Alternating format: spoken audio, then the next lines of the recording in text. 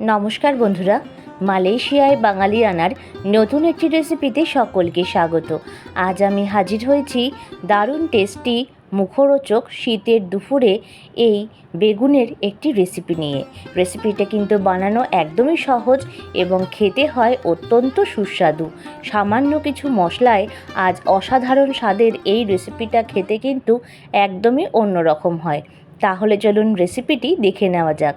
আশা করছি আজকের রেসিপিটি সকলের ভালো লাগবে।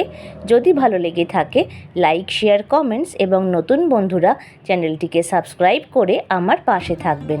এখানে আমি 3টে বেগুন নিয়ে ঠিক এই রকম ছোট ছোট টুকরো করে কেটে নিয়েছি। এবার বেগুন কাটার পরে একটা বাটিতে জল নিয়ে এটাকে ভিজিয়ে রেখে দেব 10 থেকে 15 মিনিটের জন্য। তারপর বেগুনটা ভালো করে ভিজিয়ে রাখার পরে জলটা ছেঁকে ফেলে দিয়ে আরও একবার ধুয়ে কিন্তু বেগুনটাকে একটা প্লেটে আমরা নিয়ে নেব। এইভাবে বেগুনটা ধুয়ে রান্না করলে কিন্তু রান্নায় যেমন সুন্দর কালার আসে, তেমন বেগুনের কালচে রঙটাও কিন্তু উঠে যায়। এবার এর মধ্যে দিচ্ছি হাফ চামচ পরিমাণে লবণ, আর দিচ্ছি হাফ চামচ পরিমাণে হলুদ, সামান্য পরিমাণ লাল লঙ্কার গুঁড়ো, চিনি সামান্য পরিমাণ দিচ্ছি। এবার এই সবকটা উপকরণ দেওয়া হয়ে গেলে বেগুনটাকে কিন্তু বেশ ভালোভাবে হাতের সাহায্যে ম্যারিনেট করে মোটামুটি 10 থেকে 15 মিনিটের জন্য রেখে দিতে হবে। আজকে যারা আমার চ্যানেলে প্রথম ভিজিট করেছেন তাদেরকে অসংখ্য ধন্যবাদ, আর পুরনো বন্ধুদের জানাই আমার তরফ থেকে অনেক অনেক ভালোবাসা। এইভাবে বেগুনটাকে মাখিয়ে রেখে 10 মিনিট পরে দেখুন কড়াইতে নিয়ে নিচ্ছি পর্যাপ্ত পরিমাণে সর্ষের তেল। এবার তেলটা ভালো করে গরম করে একে একে বেগুনগুলোকে দিয়ে দিতে হবে। বেগুনগুলোকে 2-3টে ব্যাচে কিন্তু ভেজে নেব। যেহেতু অনেকগুলো বেগুন, তাই বেগুনটাকে একটু ঢেকে ভেজে নিতে হবে। যতক্ষণ বেগুনটা ভাজা হবে ততক্ষণ কিছু মশলা তৈরি করব। নিয়ে নিয়েছি একটা টমেটো, সেটাকে ঠিক এই রকম ছোট ছোট টুকরো করে কেটে নিতে হবে। টমেটো কেটে নেওয়া হয়ে গেলে একটা পাত্রে নিচ্ছি 2 চামচ পরিমাণে কালো সর্ষে, চাইলে সাদা সর্ষেও আপনারা ব্যবহার করে নিতে পারেন। দিচ্ছি 1 চামচ পরিমাণে পোস্ত, আর দিচ্ছি 4 থেকে 5টা মতন কাজু বাদাম, দিচ্ছি সামান্য পরিমাণ লবণ, আর দিচ্ছি 3টে মতন কাঁচা লঙ্কা। লঙ্কাগুলোর কিন্তু ভীষণ ঝাল, তাই এখানে আমি 3টে কাঁচা লঙ্কাই ব্যবহার করেছি। এটাকে জল দিয়ে ভিজিয়ে রেখে দেব। এদিকে বেগুনের একটা পিঠ ভাজা হয়ে গেছে, তাই বেগুনগুলোকে বেশ ভালোভাবে উল্টে পাল্টে লালচে করে ঢেকে আবারও উল্টে পাল্টে নিতে হবে। এইভাবে ঢেকে বেগুনটা ভাজলে পরে যেমন তেলটা কম লাগে, তেমন কিন্তু ভীষণ সুন্দরভাবে বেগুনটা ভাজাও হয়ে যায়। এইবার একে একে বেগুনগুলোকে আমি তুলে নিচ্ছি।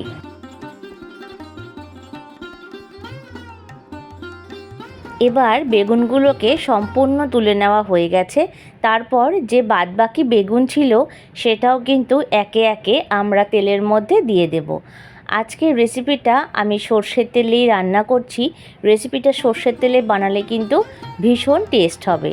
বেগুনগুলো দিয়ে নিয়ে ঢাকনা দিয়ে ঢেকে দিতে হবে। তারপর 5-7 মিনিট পরে ঢাকনা তুলে বেগুনটাকে বেশ লালচে করে উল্টে পাল্টে নিয়ে আবারও আমি একটা পাত্রে তুলে নিচ্ছি। এইভাবে প্রত্যেকটা বেগুন দেখুন, যা আমি তেল দিয়েছিলাম তাতেই ভাজা হয়ে গিয়েও আরও কিছুটা তেল কিন্তু রয়ে গেল। এবার নিয়েছি একটা স্টিলের টিফিন বক্স। একটু ছোট সাইজের টিফিন বক্স হলেই বেশি ভালো হয়। এবার এই সর্ষে, পোস্ত, কাজু বাদাম আর কাঁচা লঙ্কার পেস্টটা দিয়ে দিলাম। তারপরে মিক্সির পাত্র ধুয়ে দিচ্ছি সামান্য পরিমাণে একটু জল।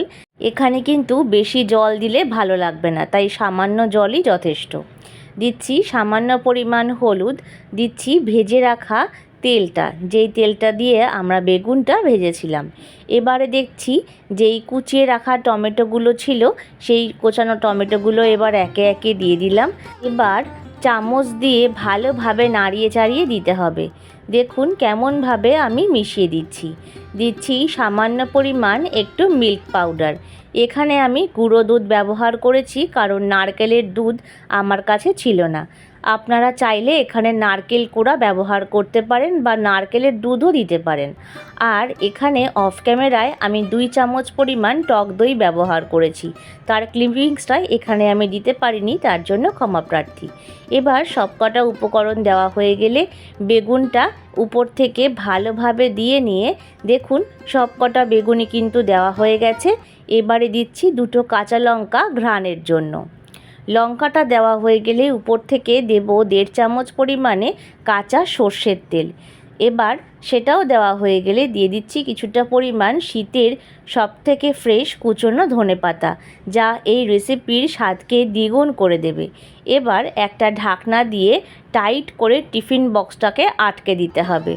যাতে ভালোভাবে টিফিন বক্সটা টাইট করে আটকায় অবশ্যই খেয়াল করবেন। এবার কড়াইতে দিয়ে দিয়েছি সামান্য পরিমাণ জল। দেখুন কতটা জল দিয়েছি। এখানে কিন্তু বেশি জল দিলে জলটা ঢুকে যাওয়ার টিফিন বক্সের সম্ভাবনা থাকবে, তাই সামান্য জল দেবেন।